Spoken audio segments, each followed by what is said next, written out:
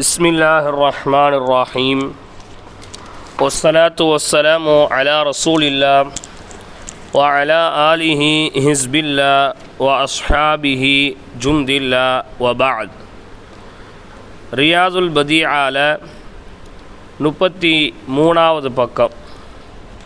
இந்த 33வது பக்கத்தில் இறுதி லைனில் என்ன பாடத்தலைப்பு அமைக்கிறாங்க அப்படின்னா, தொழுகையின் ஷர்த்துக்கள் அப்படிங்கிற ஒரு தலைப்பை அமைக்கிறாங்க. ஷர்த்துக்கள் சொன்னால் என்ன அப்படின்னா நிபந்தனை என்று சொல்லப்படும். ஷர்த்துக்கள்னு சொன்னால் என்ன சொல்லப்படும்?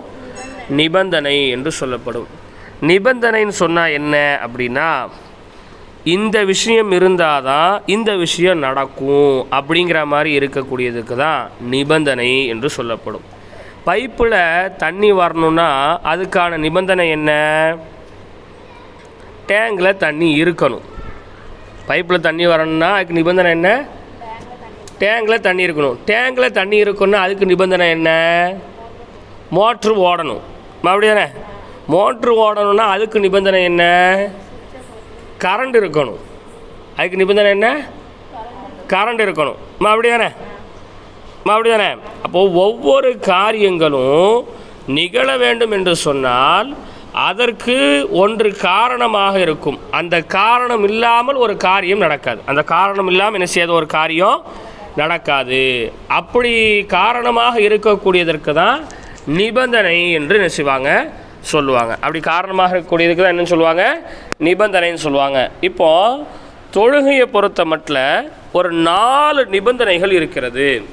இந்த 4 நிபந்தனைகள் சரிவர இருந்தாதான் ஒருவருடைய தொழுகை என்பது சரியாக அமையும்.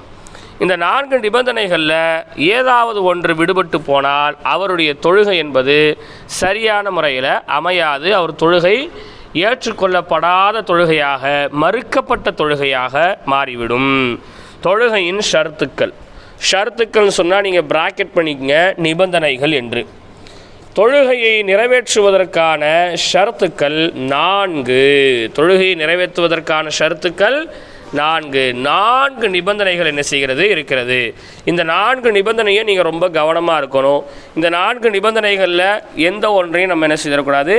விட்டுவிடக்கூடாது. முதல் நிபந்தனை என்ன அப்படின்னு சொன்னால், ஒரு ஆணாக இருந்தாலும் ஒரு பெண்ணாக இருந்தாலும் இரு தொடக்குகளை விட்டும் அவர்கள் சுத்தமாக இருப்பது. இரு தொடக்குகள் என்று சொன்னால் சிறுந்தொடக்கு, பெருந்தொடக்கு. சிறுந்தொடக்கு என்று சொன்னால் ஒழு செய்வதற்கான சூழலில் இருப்பது தான் சிறுதொடக்கு. பெருந்தொடக்கு என்று சொன்னால் குளிப்பதற்கான சூழலில் இருப்பது தான் பெருந்தொடக்கு என்று சொல்லப்படும். புரியுதுங்களா? இதில் கூடுதலான விவரங்களை என்னால் சொல்ல முடியாது. நீங்கள் என்ன செஞ்சுக்கங்க, அதை நல்ல முறையில் விளங்கி கொள்ளுங்க, இல்லையா? அப்போது முதல்ல நிபந்தனை என்ன அப்படின்னா, அவர் குளிப்பதற்கான ஒரு மனிதராக இருந்தால், குளிப்பதற்கான ஒரு பெண்ணாக இருந்தால் அவங்க குளிச்சிருக்கணும். ஒழு செய்வதற்கான ஒரு சூழல் அவங்க இருந்திருந்தாங்கன்னா ஒழு செஞ்சவங்களாக என்ன செய்யணும்? இருக்கணும். இந்த 2 தொடக்கை விட்டும் அவர்கள் சுத்தமாக இருக்கிறது. மேலும் உடலை சுத்தமாக வைத்து கொள்ள வேண்டும், ஆடையை சுத்தமாக வைத்து கொள்ள வேண்டும், அவருடைய இடத்தை சுத்தமாக வைத்து கொள்ள வேண்டும். அதாவது உடல் சுத்தம், உடை சுத்தம், இடம் சுத்தம், இந்த 3ஐயும் சுத்தமாக வைத்திருந்தால்தான் ஒரு ஆள் தொழுகையே நிறைவேற்ற முடியும். இந்த நிபந்தனைகளுக்கு உட்படாமல் ஒருவருடைய தொழுகை இருக்குது அப்படின்னா அவருடைய தொழுகை ஏற்றுக்கொள்ளப்படாது. உதாரணமாக சொன்னால், ஒரு ஆள் தொழக்கூடிய இடமும் சுத்தமாக இருக்குது, அவருடைய ஆடையும் சுத்தமாக இருக்கிறது, ஆனால் அவருடைய உடல் சுத்தமாக இல்லை. அவருடைய உடல் என்னவாக இல்லை? சுத்தமாக இல்லை. இப்போ உதாரணத்துக்கு சொல்ல போனால், நல்ல புது சல்லாவை விரிச்சிருக்காரு, புது ட்ரெஸ்ஸு போட்டிருக்காரு, ஆனால் அவர் என்ன செய்யலை? ஒழு செய்யலை. அவர் என்ன செய்யலை? ஒழு செய்யலை.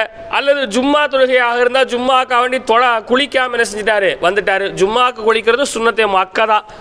முடிந்த அளவிற்கு கம்பல்சரி குளிச்சே ஆகணுங்கிற மாதிரி ஒரு சுன்னத்துன்னு வச்சுக்கங்களேன். புரியுதுங்களா?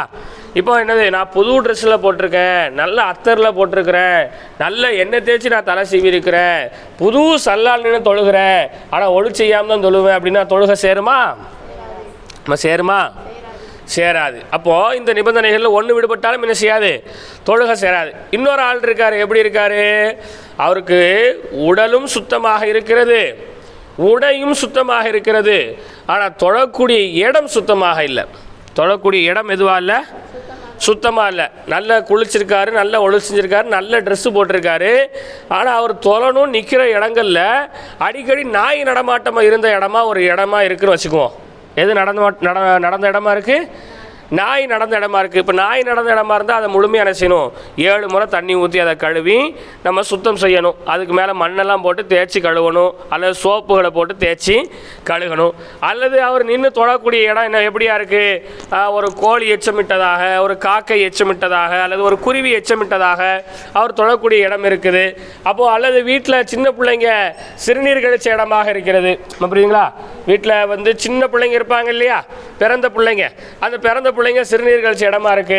அப்போ அவர் அந்த இடத்துலயே என்ன செய்யறாரு, புள்ள சிறுநீர் தானே, பச்சை புள்ள ஒண்ணுக்கு தானே, அதெல்லாம் ஒன்றும் இல்லை அப்படின்னு சொல்லி ஒருத்தர் தக்பீர் கட்டி தொழுதுட்டாரு. தொழுகை சேருமா, சொல்லுங்க, தொழுகை சேருமா, சேராது. புரியுங்களா. இன்னொரு ஆள் இருக்காரு, அவருக்கு உடம்பும் சுத்தமாக இருக்கு, தொழக்கூடிய இடமும் சுத்தமாக இருக்கு, உடை சுத்தமாக இல்லை. எது சுத்தமாக இல்லை, உடை துவச்சி 1.5 மாதம் ஆகுது. எத்தனை மாதம் ஆகுது, 1.5 மாதம். அங்கங்கே அழுக்கு பிடிச்சி அந்த அழுக்குனால ட்ரெஸ்ஸே கிழிஞ்சு போகிற அளவுக்கு என்ன செய்யுது இருக்குது. அல்லது செருப்பு போட்டு ஆட்கள் நடக்கிற இடத்துல உட்காந்து எந்திரிச்சு அவர் வேட்டி பூரா மண்ணாக இருக்குது. அல்லது வேறு மாதிரி ஏதோ ஒரு நஜீஸ் பட்ட மாதிரி அவருடைய ட்ரெஸ்ஸில் தான் நஜீஸ் இருக்குது, அவருடைய உடம்புல நஜீஸ் இல்லை, அவர் தொழக்கூடிய இடத்துலையும் நஜீஸ் இல்லை.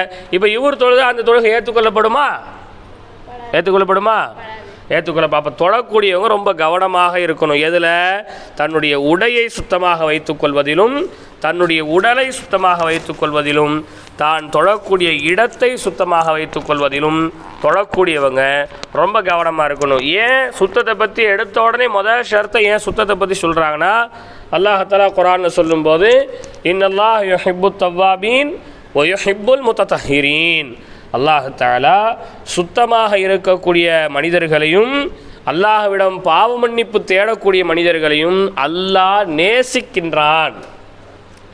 நம்ம எப்படி இருந்தாலே அல்லாஹ் நம்மளை நேசிப்பான், சுத்தமாக இருந்தாலும் என்ன செய்வான், அல்லாஹ் தஆலா நேசிப்பான். புரியுதுங்களா. நாம் இருக்கிற வீடு, நம்ம சாப்பிட்ற சாப்பாடு, நம்ம உடுத்துகிற ட்ரெஸ்ஸு, நமக்கான இடம், இதையெல்லாம் சுத்தமாக நீட்டாக க்ளீனாக நம்ம வச்சுருந்தாலே அல்லாஹ்வுக்கு பிடித்தமானவர்களாக நம்ம என்ன செஞ்சிடறோம், மாறிடுறோம். இன்னொரு ரசூல் ஸல்லல்லாஹு அலைஹி வஸல்லம் சொன்னாங்க, அத்துஹூரு நிஸ்ஃபுல் ஈமான், சுத்தம் என்பது ஈமானின் பாதி ஆகும் அப்படின்னாங்க. ஒரு ஆள் சுத்தமாக இருக்காருனாலே அவர் ஈமானில் ஒரு பாதி லெவலை கம்ப்ளீட் பண்ணிட்டாருன்னு அர்த்தம். எதுவாக இருந்தாலே போதும். புரியுது அவங்களுக்கு. அப்போது நல்ல முறையில் நம்மளுடைய ஆடைகளை சுத்தம் செய்து கொள்வது, நம்மளுடைய இருப்பிடத்தை நல்ல முறையில் சுத்தம் செய்து கொள்வது, நம்ம தொழக்கூடிய இடங்களை நல்ல முறையில் என்ன செய்கிற சுத்தம் செய்து கொள்வது, உடலை நல்ல முறையில் சுத்தம் செய்து கொள்வது, இது ரொம்ப முக்கியமான ஒரு நிபந்தனையாக ஒரு ஷர்த்தாக இருக்குது. அப்போது உடல் சுத்தம் சொல்லும்போது அதில் எல்லாமே வந்துடும். உடல் சுத்தம் சொல்லும்போது என்ன செஞ்சிடும், அதில் எல்லாமே வந்துடும். குறிப்பாக ஒழு செய்யும் போது பல்ல நல்லா தேய்க்கிறது முக்கியமான ஒரு சுன்னத்தாக என்ன செய்து இருக்குது. எதை தேய்க்கிறது ஒரு முக்கியமான சுன்னத்தாக இருக்குது, பல்லு நல்ல முறையில் தேய்ச்சி தொழுகிறது ஒரு முக்கியமான சுன்னத்தாக இருக்குது. அப்போ முதல் நிபந்தனையில் 3 விஷயத்தை சொல்கிறாங்க. முதல் நிபந்தனையில் எத்தனை விஷயத்த சொல்கிறாங்க, 3 விஷயத்தை. 1 உடல் சுத்தம், 2 உடை சுத்தம், 3 இடம் சுத்தம். புரியுதுங்களா. இந்த 3 நிபந்தனைகளை 3 விஷயத்தை முதல் நிபந்தனையில் என்ன செய்கிறாங்க, சொல்கிறாங்க. அடுத்து 2வது நிபந்தனை என்ன சொல்கிறாங்கன்னு பாருங்கள். 2வது நிபந்தனை என்னன்னு பாருங்கள். 2வது நிபந்தனை என்ன அப்படின்னு சொன்னால், அவங்களுடைய உடம்பில் ஆடைகள் மறைக்க வேண்டிய பகுதிகளை கண்டிப்பான முறையில் மறைச்சிருப்பது. ஒருத்தவங்க ஆணோ பெண்ணோ தொழுகிறாங்கன்னு சொன்னால் அவங்களுக்கு அவுரத்துன்னு சொல்லப்படும். அவுரத்துன்னு சொன்னால் மறைக்க வேண்டிய பகுதிகள்.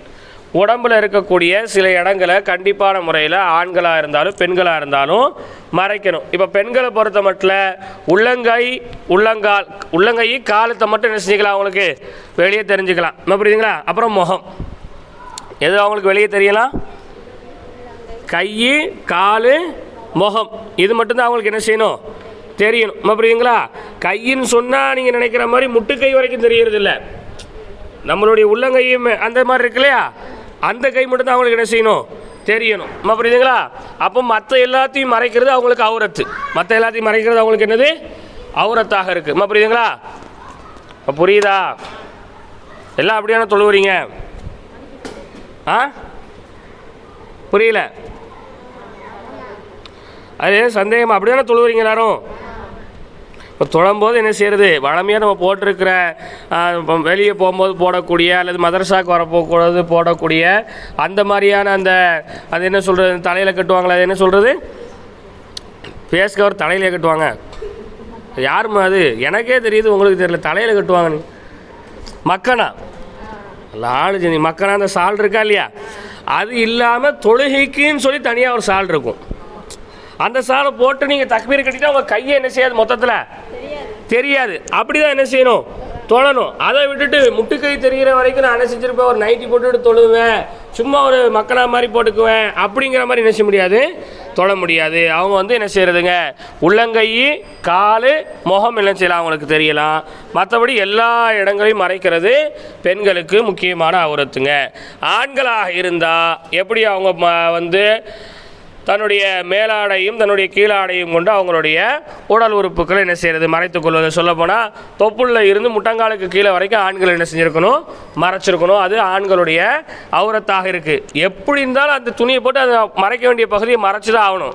நைட்டு இருட்டில் தான் நான் தொழுவுறேன், வீட்டில் யாருமே இல்லை, அதனால் நான் கொஞ்சம் ஃப்ரீயாக தொழுவேன் அப்படிங்கிற மாதிரி மறைக்க வேண்டிய பகுதியை வெளிப்படுத்தி என்ன செய்யக்கூடாது, தொழுக கூடாது. அப்படிங்களா? ரெண்டாவது நிபந்தனைகள் அதான் என்ன செய்கிறாங்க, சொல்லி காமிக்கிறாங்க. அப்போது ரெண்டாவது நிபந்தனையாக என்ன சொல்லிட்டாங்கன்னு சொன்னால், உடம்புல மறைக்க வேண்டிய பகுதிகளை என்ன செஞ்சிடறது, கண்டிப்பான முறையில் மறைத்து கொள்ள வேண்டும் அப்படிங்கிறத என்ன செஞ்சாங்க சொன்னாங்க. மூணாவது நிபந்தனை என்ன அப்படின்னா, ஒரு ஆள் ஒரு ஃபரது தொழுகிறாரு அல்லது ஒரு சுன்னத்தை தொழுகிறாரு. இப்போ உதாரணத்துக்கு லொஹரை தொழுகிறாரு, அசர் தொழுகிறாரு, மஹ்ரிப் தொழுகிறாரு, லொஹர் அசனுடைய முன் சுன்னத்துகள் என்ன செய்கிறாரு, தொழுகிறாரு.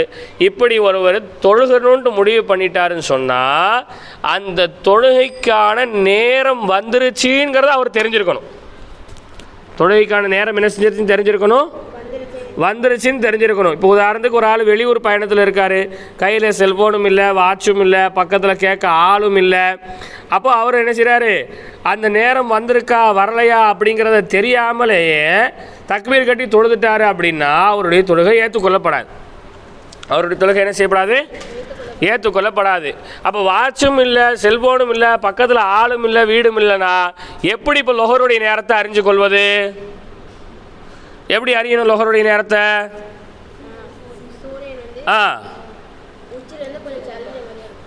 சூரியன் உச்சியிலிருந்து கொஞ்சம் சரிவலாக வந்து ஒரு பொருளை வச்சோம் சொன்னால் அதனுடைய நிழல் என்ன செய்கிற மாதிரி கொஞ்சம் தெரிகிற மாதிரி இருந்தது.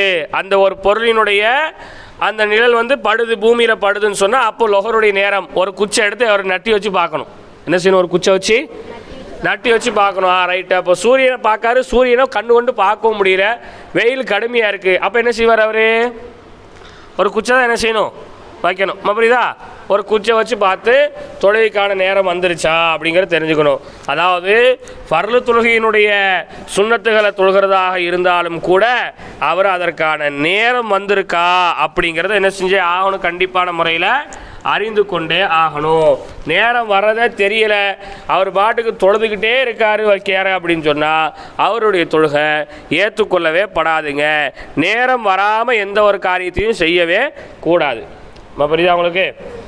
எந்த ஒரு அமலாக இருந்தாலும் அதுக்கான நேரம் என்ன செய்யணும், வந்திருக்கணும். ஃபரலான நோன்பு வைக்கிறோம், ஃபரலான நோன்பு வைக்கிறதுக்கான நேரம் காலம் எது? எந்த இது? ரமலான் மாதம். இப்போ நின்றுக்கிட்டு ஒரு ஆள் நான் ரமலானில் ஃபரலான நோன்பு வைக்கிற மாதிரி இப்போ வைக்கணும்னு சொன்னால் அது ஃபரலான நோன்பு ஆகுமா?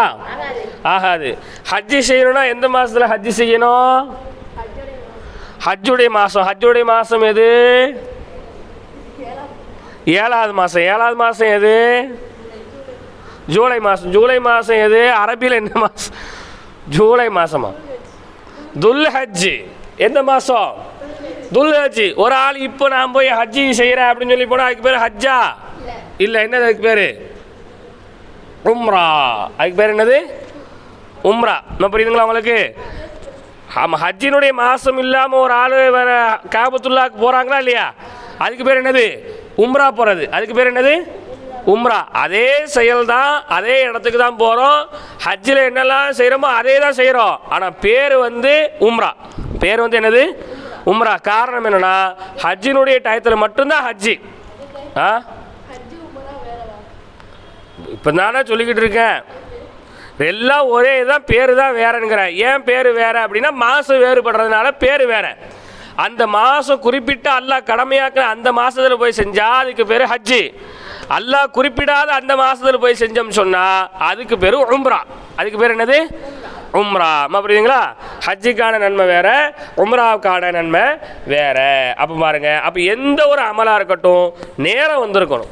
எந்த ஒரு அமல் செய்கிறதா இருந்தாலும் அதுக்கான நேரம் என்ன செஞ்சுருக்கணும்? வந்திருக்கணும். நேரம் வராமல் ஒரு ஆள் என்ன செய்ய முடியாது? தொழ முடியாது. இப்போ வந்துக்கிட்டு ஒரு ஆள் சொல்கிறாரு, நான் நாளைக்குள்ளே சுப்பு ஃபர்ல இப்போமே தொழுகிறேன், தொழ முடியுமா? தொழ முடியுமா?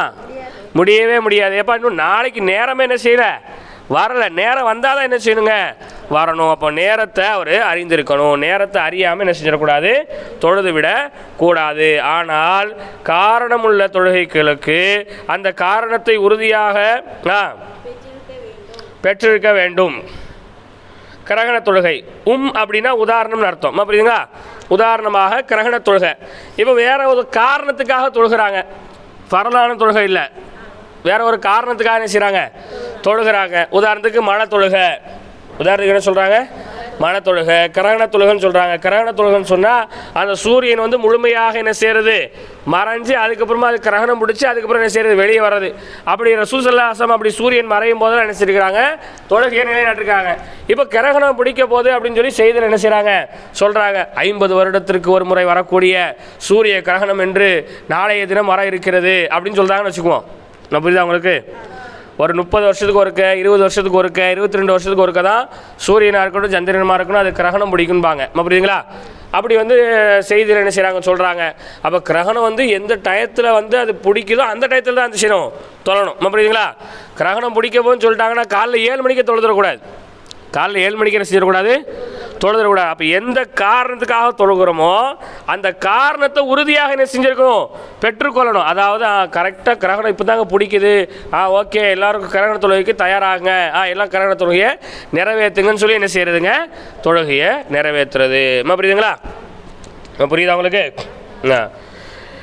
நேரம் குறிப்பிடப்பட்ட தொழுகையை அதன் நேரம் வருவதற்கு முன் தொழுவது கூடாது. அல்லாஹும் ரசூலும் ஒரு தொழுகைக்கு ஒரு நேரத்தை குறிப்பிட்டிருக்காங்க அப்படின்னு சொன்னால் அந்த தொழுகைக்கான நேரம் வர்றதுக்கு முன்னாடியே அதை தொழுது விடக்கூடாது. இப்போ நின்றுட்டு ஒரு ஆள் இஷாவை தொழுகிறேன்னு சொன்னாலும் இஷா தொழ முடியாது. இப்போ மணி என்ன 7:40 ஆகுது. இஷாவுக்கான வக்து எத்தனை மணிக்கு தான் இருக்குது? 8 மணிக்கு தான் இருக்குது. 20 நிமிஷத்துக்கு முன்னாடி தொழுதுட்டு நான் ஊருக்கு போகிறேன், அவசரமாக போக வேண்டியிருக்கு அப்படின்னு சொல்லி அவர் சும்மா, அதாவது பக்கத்தில் ஒரு பக்கத்து ஊருக்கு போகிறாரு. ஜம்மு காஷ்மீர் சரி அது வேற. புரியுதுங்களா? அது சட்டம் போக நம்ம படிப்போம். பக்கத்தில் ஒரு இடத்துக்கு போகணும் அப்படின்னு சொல்லிட்டு வக்து வரதுக்கு முன்னாடி என்ன செஞ்சார்? 4 ரக்காத் தொழுதுட்டு ஓட்டார் அப்படின்னா அந்த தொழுகை என்ன செய்யப்படாதுங்க? ஏற்றுக்கொள்ளப்படாது. மேலும் காரணமுள்ள தொழுகையை அந்த காரணத்தை உறுதியாக பெற்றுக்கொள்ளாத வரை தொழுவது கூடாது. இப்போ ஒரு காரணத்துக்காக தொழுகிறோம், இப்போ கிரகணத்துக்காக வேண்டி தொழுகிறோம்னு சொன்னால் அந்த கிரகணம் நடந்தால் தான் அவர் என்ன செய்யணுங்க? தொழணும். அந்த சூரிய கிரகணம் நடக்கலை அப்படின்னு சொன்னால் அவர் என்ன செய்யக்கூடாது? தொழக்கூடாது. அப்போ முதல்ல 3 காரணத்தை விளங்கிக்க. 3 காரணத்தில் முதல் காரணம் என்ன? உடல், உடை, இடம் சுத்தமாக இருப்பது. புரியுதுங்களா? உடல், உடை, இடம் சுத்தமாக இருப்பது.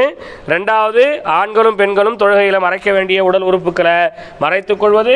3வது, தொழுகைக்கான நேரத்தை அறிவது, அந்த தொழுகைக்கான நேரம் வந்ததற்கு பிறகு தொழுகுவது. புரியுதுங்களா? இப்போ 4வது காரணம் என்ன சொல்கிறாங்கன்னு பாருங்கள். இப்போது 4வது நிபந்தனையில் என்ன சொல்கிறாங்க அப்படின்னு சொன்னால், ஒரு மனிதர் வந்து கஅபத்துல்லாஹ்வினுடைய திசையை என்ன செய்கிறது? சரியான முறையில் முன்னோக்கி நிற்பது. புரியுதுங்களா? எந்த பக்கம் நமக்கு கிபிலா இருக்குது, நமக்கு இந்த பக்கம் கிபிலா இருக்குன்னா அந்த பக்கம், அதான் கரெக்டான கிபிலா பார்த்து நிற்கணும். அவங்க ஷாஃபி மதுஹபை பொறுத்த மட்டும் என்னதுங்க, சரியான கிபிலாவை என்ன செய்கிறது, பார்த்து நிற்கிறது. ஆனால் அதே நேரத்தில் ஒரு பயணத்தில் இருக்கிறாங்க அல்லது ரொம்ப கடுமையான ஒரு பயணத்தில் இருக்கிறாங்கன்னா அப்போ அவங்க என்ன செய்ய தேவையில்ல, கிபிலாவை கண்டிப்பான முறையில் பார்க்கணுங்கிற அவசியம் இல்லை. ஏன்னா பயணத்தில் வாகனம் போய்கிட்டு இருக்கும்போது வாகனம் ஒரு நேரம் நேராக போகும், ஒரு நேரம் லெஃப்ட்டில் திரும்பும், ஒரு நேரம் ரைட்டில் திரும்பும். புரியுதுங்களா? அப்போ அந்த லெஃப்ட் ரைட்டுன்னு திரும்பும்போது எது மாறிக்கிட்டே இருக்கும், கிபிலா மாறிக்கிட்டே இருக்கும். அப்போ பயணத்தில் இருக்கும்போது வாகனத்தில் உதாரணத்துக்கு ட்ரெயினில் தொழுகிறாங்க, ஃப்ளைட்டில் தொழுகிறாங்க, இப்போ அங்கெல்லாம் கிபிலா பார்க்க முடியுமான்னு கேட்டால் என்ன செய்ய முடியாது. புரியுதா உங்களுக்கு? கிபிலாவை பார்க்க முடியுமான்னு கேட்டால் பார்க்க முடியாது. ஆனால் ட்ரெயினில் தொழும்போது அவர் முடிஞ்ச அளவுக்கு கிபிலா திசை எதுங்கிறத பக்கம் தக்பீர் கட்டிடணும். கிபிலா திசை எதுன்னு தெரிஞ்சுக்கிட்டு என்ன செஞ்சுக்கணும் அவர். புரியுதா உங்களுக்கு? அதுக்கடுத்து ட்ரெயின் ஒரு ட்ராக்கில் மாறிடுச்சுனாலும் பிரச்சனை இல்லை, அவர் கிபிலாவை முன்னோக்கி நின்னதாகவே அவருக்கு நன்மை என்ன செய்யப்பட்டுரும், எழுதப்பட்டுவிடும்.